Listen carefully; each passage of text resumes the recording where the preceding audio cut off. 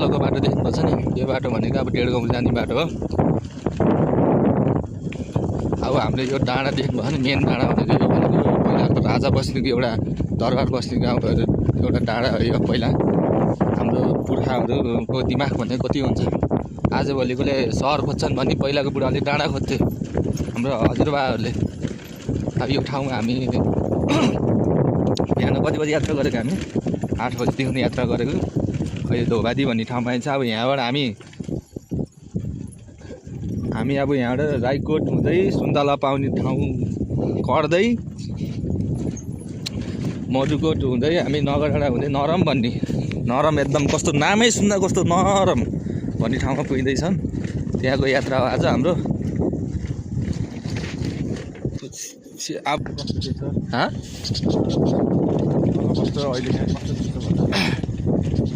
हामी 8 बजे तलबाट हिँड्दाखेरि पुरै कुहिरो थियो, जाडो थियो, डबल तिरल ज्याकेट लाएर आएको।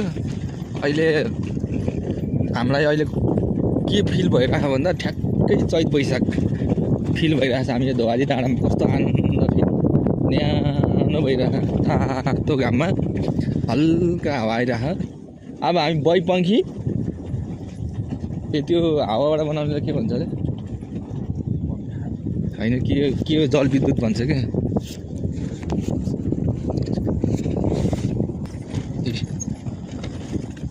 मतलब नेपालको झन्डा नि बोकेर आएको थियो। यो फोटो खिच्ने खुब भाइरल, यही त अनि भाइरल छ त यहाँको।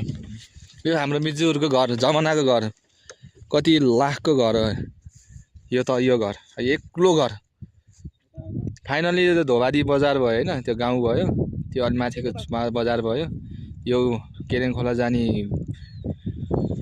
पहिरो भने नि हाम्रो केरेङ खोलामा गएर पैसा भन्ने चिज भने नि यही हो। त्यो डाँडा भनेको चाहिँ राजाहरू पहिला हाम्रो हजुरबाबुहरूको राजा बस्ने डाँडा त्यो भयो। फाइनली हाम्रो साथीहरू आइपुग्नु भयो यहाँ।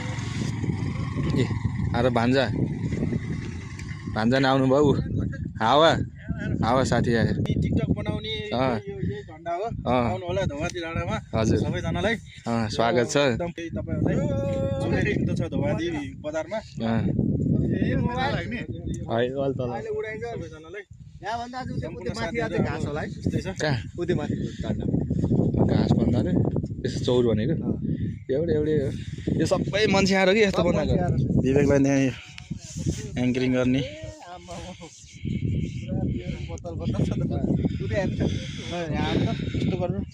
त्यो मास्क खोल त यहाँ न यता आइज न।